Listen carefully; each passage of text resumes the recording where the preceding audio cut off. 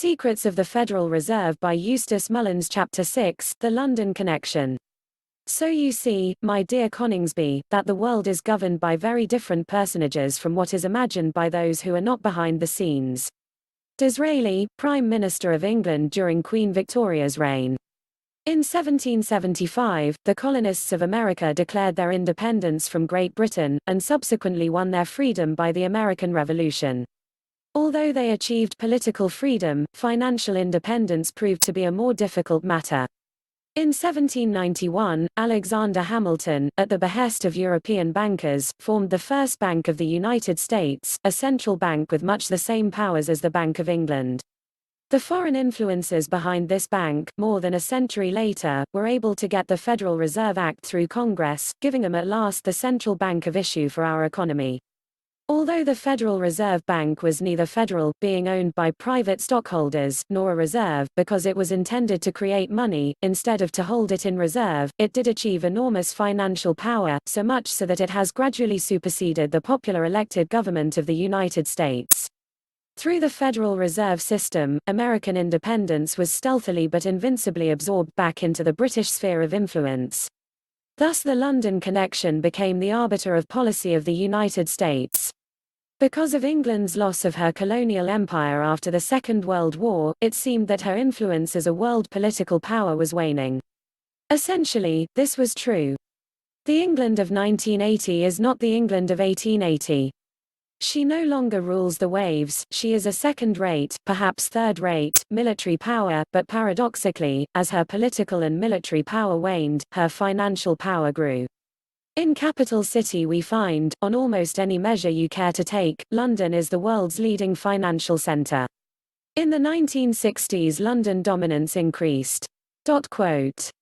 56 A partial explanation of this fact is given. Daniel Davison, head of London's Morgan Grenfell, said, "The American banks have brought the necessary money, customers, capital and skills which have established London in its present preeminence. Only the American banks have a lender of last resort. The Federal Reserve Board of the United States can, and does, create dollars when necessary. Without the Americans, the big dollar deals cannot be put together. Without them, London would not be credible as an international financial center." 57 Thus London is the world's financial center, because it can command enormous sums of capital, created at its command by the Federal Reserve Board of the United States. But how is this possible?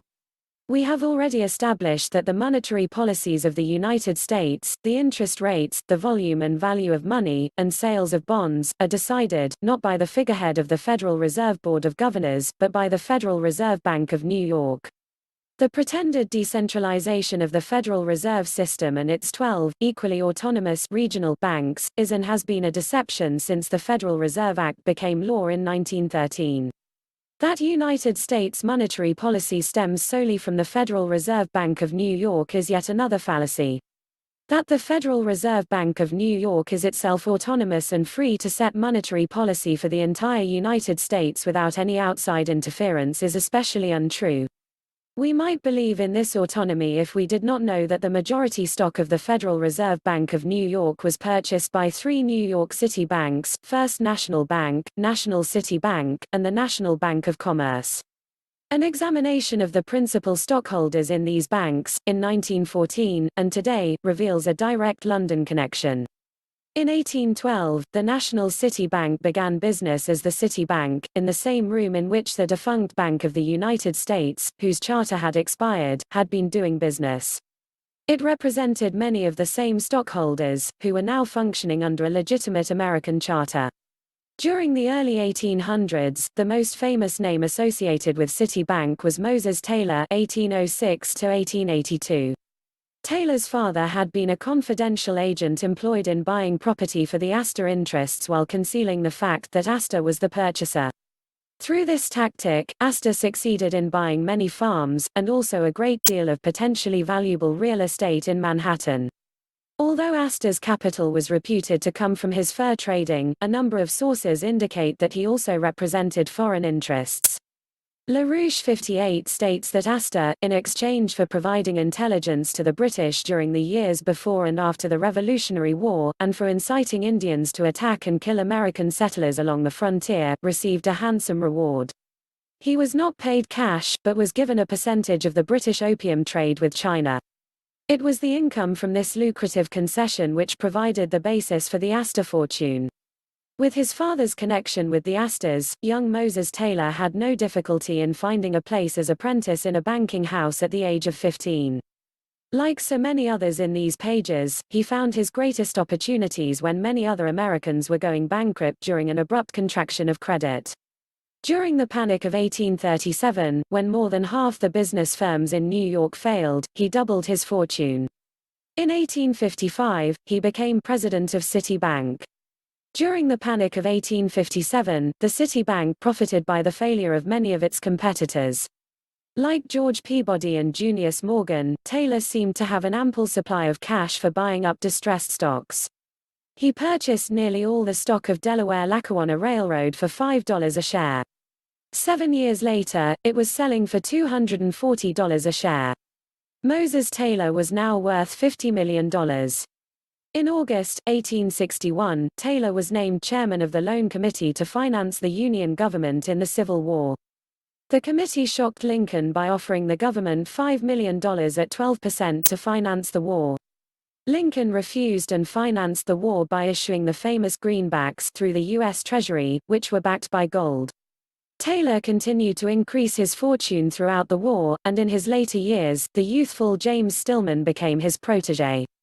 In 1882, when Moses Taylor died, he left $70 million. His son-in-law, Percy Pyne, succeeded him as president of Citibank, which had now become National City Bank. Pyne was paralyzed, and was barely able to function at the bank. For 9 years, the bank stagnated, nearly all its capital being the estate of Moses Taylor. William Rockefeller, brother of John D. Rockefeller, had bought into the bank, and was anxious to see it progress. He persuaded Pyne to step aside in 1891 in favor of James Stillman, and soon the National City Bank became the principal repository of the Rockefeller oil income. William Rockefeller's son, William, married Elsie, James Stillman's daughter, Isabel. Like so many others in New York banking, James Stillman also had a British connection. His father, Don Carlos Stillman, had come to Brownsville, Texas, as a British agent and blockade runner during the Civil War. Through his banking connections in New York, Don Carlos had been able to find a place for his son as apprentice in a banking house. In 1914, when National City Bank purchased almost 10% of the shares of the newly organized Federal Reserve Bank of New York, 2 of Moses Taylor's grandsons, Moses Taylor Pyne and Percy Pyne, owned 15,000 shares of National City stock. Moses Taylor's son, H.A.C. Taylor, owned 7,699 shares of National City Bank. The bank's attorney, John W. Sterling, of the firm of Shearman and Sterling, also owned 6,000 shares of National City Bank. However, James Stillman owned 47,498 shares, or almost 20% of the bank's total shares of 250,000. The second largest purchaser of Federal Reserve Bank of New York shares in 1914, First National Bank, was generally known as the Morgan Bank, because of the Morgan representation on the board, although the bank's founder George F. Baker held 20,000 shares, and his son G. F. Baker, Jr., had 5,000 shares for 25% of the bank's total stock of 100,000 shares. George F. Baker Sr.'s daughter married George F. St. George of London. The St. George later settled in the United States, where their daughter, Catherine St. George, became a prominent congresswoman for a number of years. Dr. E.M. Josephson wrote of her, Mrs. St. George, a first cousin of FDR and New Dealer, said, "Democracy is a failure." George Baker Jr.'s daughter, Edith Brevoort Baker, married Jacob Schiff's grandson, John M. Schiff, in 1934. John M. Schiff is now honorary chairman of Lehman Brothers Kuhn Loeb Company. The third large purchase of Federal Reserve Bank of New York stock in 1914 was the National Bank of Commerce, which issued 250,000 shares. J.P. Morgan, through his controlling interest in Equitable Life, which held 24,700 shares, and Mutual Life, which held 17,294 shares of National Bank of Commerce, also held another 10,000 shares of National Bank of Commerce through J.P. Morgan and Company, 7,800 shares, J.P. Morgan Jr. 1,100 shares, and Morgan partner H.P. Davison 1,100 shares. Paul Warburg, a governor of the Federal Reserve Board of Governors, also held 3,000 shares of National Bank of Commerce. His partner, Jacob Schiff, had 1,000 shares of National Bank of Commerce. This bank was clearly controlled by Morgan, who was really a subsidiary of Junius S. Morgan Company in London and the N. M. Rothschild Company of London, and Kuhn, Loeb Company, which was also known as a principal agent of the Rothschilds. The financier Thomas Fortune Ryan also held 5,100 shares of National Bank of Commerce stock in 1914. His son, John Barry Ryan, married Otto Kahn's daughter. Kahn was a partner of Warburg and Schiff in Kuhn, Loeb Company. Ryan's granddaughter, Virginia Fortune Ryan, married Lord Airlie, the present head of J. Henry Schroeder Banking Corporation in London and New York. Another director of National Bank of Commerce in 1914, A.D. Dulard, was president of A.D. Dulard Company, a trustee of New York Life and Guarantee Trust, all of which were controlled by J.P. Morgan. Dulard also had a British connection, being a director of the North British and Mercantile Insurance Company. Dulard owned 2,000 shares of National Bank of Commerce stock, and was also a director of Chemical Bank. In The Robber Barons, by Matthew Josephson, Josephson tells us that Morgan dominated New York Life, Equitable Life and Mutual Life by 1900, which had $1 billion in assets, and which had $50 million a year to invest. He says, in this campaign of secret alliances he Morgan acquired direct control of the National Bank of Commerce, then a part ownership in the First National Bank, allying himself to the very strong and conservative financier, George F. Baker, who 456 headed it, then by means of stock ownership and interlocking directorates he linked to the first named banks other leading banks, the Hanover, the Liberty, and Chase. 60 Mary W. Harriman, widow of E.H. Harriman, also owned 5,000 shares of National Bank of Commerce in 1914. E. H. Harriman's railroad empire had been entirely financed by Jacob Schiff of Kuhn, Loeb Company. Levi P. Morton also owned 1,500 shares of National Bank of Commerce stock in 1914. He had been the 22nd Vice President of the United States, was an ex-minister from the U.S. to France, and president of L.P. Morton Company, New York, Morton Rose and Company and Morton Chaplin of London. He was a director of Equitable Life Insurance Company, Home Insurance Company, Guarantee Trust, and Newport Trust. The astounding idea that the Federal Reserve System of the United States is actually operated from London will probably be rejected at first hearing by most Americans. However, Minsky has become famous for his theory of the dominant frame. He states that in any particular situation, there is a dominant frame to which everything in that situation is related and through which it can be interpreted. The dominant frame in the monetary policy decisions of the Federal Reserve System is that these decisions are made by those who stand to benefit most from them. At first glance, this would seem to be the principal stockholders of the Federal Reserve Bank of New York.